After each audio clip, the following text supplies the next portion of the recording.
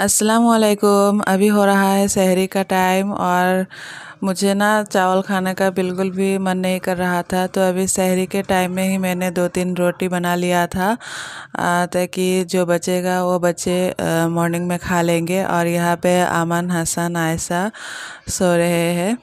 तो इधर आयशा और हसन और बीच में मेरा जगह है और उस तरफ अमन सो रहा है। तो अभी मैंने घर की लाइट ऑन नहीं की है, वरना अमन और हसन जाग जाते हैं और फिर मुझे सहरी अच्छे से करने नहीं देते हैं। तो इसलिए मैंने सिर्फ किचन का लाइट ही ऑन रखा है। और यहाँ पे मैंने इफ्तारी में आलू फ्राई किया था और दाल बनाया था और 1 कप चाय बना ली थी, उसी से मैंने सहरी कर लिया। तो यहाँ पे मॉर्निंग हो गई थी। मॉर्निंग मतलब कि सहरी के टाइम है तो मॉर्निंग होती है। फिर जब फिर से सो जाती हूँ ना सहरी के बाद, और उठने के बाद यहाँ पे इतनी हवा चल रही थी। तो यहाँ पे मैंने आंगन में पानी डाला है पाइप से। तो ये पाइप न्यू ही लाए हैं। तो जिस दिन से पाइप लाए थे उसके बाद से बहुत दिन बारिश हो रही थी, तो आज पहली बार ऐसे पानी डाला है क्योंकि बहुत हवा चल रही है। कल भी इतना हवा चला था कि सारा धूल मिट्टी घर में आ गए थे। और यहाँ पे जो मनी प्लांट घर में था उसमें भी मैंने थोड़ा सा पानी डाल दिया है और इस तरफ से भी मैंने पाइप से पानी डाला है आंगन में। तो देखिए हवा फिर इतना तेज़ हो गया कि सारा पत्ते आके मेरे दरवाज़े के सामने। तो अभी इन सब को भी मुझे क्लीन करना पड़ेगा।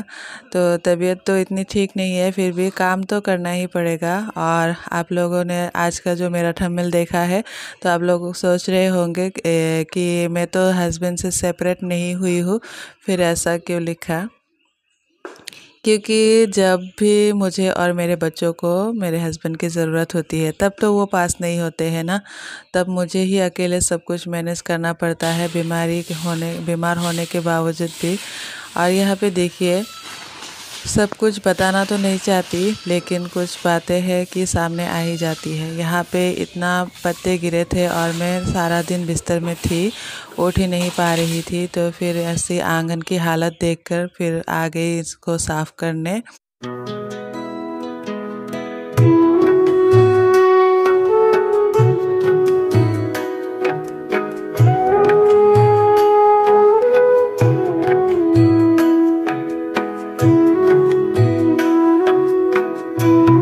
तो फिर घर में इतना धूल हो गया था। यहाँ पे इफ्तारी का टाइम भी हो रहा था, मतलब कि टाइम नहीं हो रहा था, इफ्तारी बनाना था। फिर भी मैं पहले घर को क्लीन करने लग गई थी क्योंकि इतना तेज़ तूफ़ानी हवा था ना, तो सारा धूल घर में आ गया था। और 2 दिन से मैं पोछा भी नहीं लगा रही थी तबीयत की वजह से, तो इसीलिए मैंने पहले पोछा लगाया। तो घर की जो हालत थी ना वो देख कर मुझसे और रहा ही नहीं गया।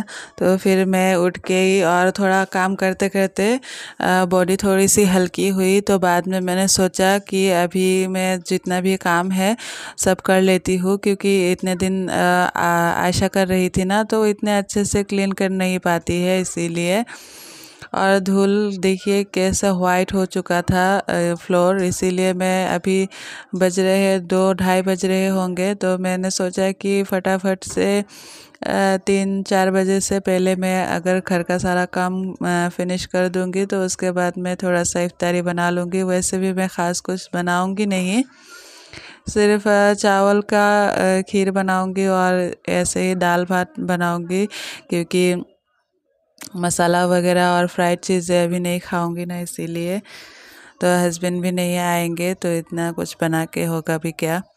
और यहाँ पे देखिए मैं जितनी भी पोछा लगा रही थी पानी पूरा मिट्टी मिट्टी हो रहा था, इसलिए मैंने दो बार पानी बदल के घर को पोछा लगाया। तो थंबनेल वाली बात ये है कि एक औरत में और एक मर्द में फ़र्क क्या होता है, एक माँ में और एक बाप में फ़र्क क्या होता है।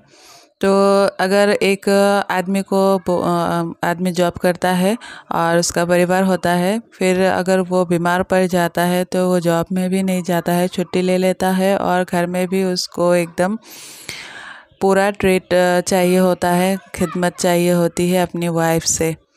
तो वो लेटा रहता है घर में और उसकी वाइफ उसकी खिदमत में लग जाती है। लेकिन उसी तरफ दूसरी तरफ जब उसकी वाइफ बीमार हो जाती है तो उसका, सबके बारे में बात नहीं कर रही हूँ मैं, कुछ कुछ लोगों के बारे में बात कर रही हूँ। तो उसकी वाइफ की तो छुट्टी नहीं होती है क्योंकि घर का काम तो करना ही पड़ेगा, क्योंकि अगर वाइफ बिस्तर पे पड़ी रही तो बच्चे भूखे रह जाएंगे। हस्बैंड का क्या है, वो तो बाहर से भी खा लेते हैं। तो इसीलिए एक माँ लेटी नहीं रह सकती है, जितना भी उसकी तबीयत ख़राब हो, कुछ भी हो। तो यहाँ पे अगर मेरे हस्बैंड थोड़ी सी मेरी मदद कर देते तो शायद मैं थोड़ा सा रेस्ट कर पाती, लेकिन मैं बच्चों की वजह से जल्दी उठ जाती हूँ। जल्दी मतलब कि जैसे तैसे उठ के काम पे लग जाती हूँ। तो घर का काम हो या ना हो, कुकिंग तो करना ही पड़ता है, वरना बच्चे क्या खाएंगे। तो यहाँ पे एक सिस्टर ने जब मैंने और एक दिन राइस खीर बनाया था ना, तब उन्होंने खीर का रेसिपी मांगी थी। तो इसीलिए आज 1 लीटर दूध बच गया था जो मेरी मम्मी लाई थी, तो फ्रीज़र में ही था। तो इसीलिए मैंने सोचा कि बहुत दिन पुराना हो गया है तो इसको मैं यूज़ कर लेती हूँ। यहाँ पे मैंने राइस का खीर चढ़ा दिया था। तो 1 तेज पत्ती को बीच से फाड़ के डाल दिया है, 1 टुकड़ा दालचीनी का, और 2 इलायची को मैंने कूट के थोड़ा सा पाउडर की तरह बना के डाल दिया है, वरना मुंह पे आता है ना। तो इस 1 लीटर दूध में मैंने 1 कप चावल डाला है, जो चाय खाने वाला कप होता है, चाय पीने वाला कप होता है, उसी से। और यहाँ पे मैं आलू भुजिया भी बना रही थी, तो इसको मैंने क्यूब की तरह काट लिया है और ऑयल में प्याज और हरी मिर्ची काट के डाला है, थोड़ा सा जीरा का छौंक लगाया था, और इसके बाद आलू डाल दिया, हल्दी और नमक डाल के मैं फ्राई कर लूँगी। तो ये मैं इसीलिए बता रही हूँ, मैं कुछ भी रेसिपी डालती हूँ तो मेरी बहनें बोलती है कि जो रूही डेली ब्लॉग्स है वो सब कुछ का मुझे रेसिपी डालने के लिए बोलती है। तो आलू फ्राई का रेसिपी भी उन्होंने बोला था। तो ये तो सिंपल सा है, सबको ही पता है, फिर भी मैंने एक बार बोल दिया उनकी खुशी के लिए। तो यहाँ पे मैं चीनी डाल रही हूँ। अगर हस्बैंड आते तो मैं बिना चीनी का उठा के रख देती, लेकिन वो नहीं आएंगे, तो इसलिए मैंने यहाँ पे 3 चम्मच चीनी डाल दिया है। तो और ड्राई फ्रूट मैंने यहाँ पे सिर्फ काजू ही डाला है, बाकी आलमंड वगैरह डालती हूँ, किशमिश वगैरह डालती हूँ तो बच्चे खाना पसंद नहीं करते हैं। और यहाँ पे कितना गाढ़ा सा हो गया है खीर। चावल आप उंगली से दबा के देख लेना कि चावल गले हैं या नहीं। तो चावल गलने के बाद ही आप चीनी डालना, पहले चीनी डालोगे तो चावल गलता ही नहीं है, देर होता है। फिर गैस का फ्लेम ऑफ कर देंगे, क्योंकि ठंडा होने के बाद और भी थोड़ा सा जम जाएगा। और यहाँ पे मैंने 1 बूंद भी पानी नहीं डाला है, सिर्फ दूध में ही बनाया था, तो बहुत ही टेस्टी बना था। तो आज के वीडियो में इतना ही, मिलते हैं नेक्स्ट वीडियो में। तब तक के लिए खुश रहिए, आबाद रहिए, दुआ में याद रखिएगा। और हाँ, कुछ बातें मैं यहाँ पे इसलिए करती हूँ ताकि मुझे बाद में फ्यूचर में ये सब बातें याद रहे। कुछ बातें ऐसी होती है कि लाइफ में याद रखना चाहिए, तो उसी बात जब याद आ जाती है तो हम और भी स्ट्रॉन्ग बन जाते हैं।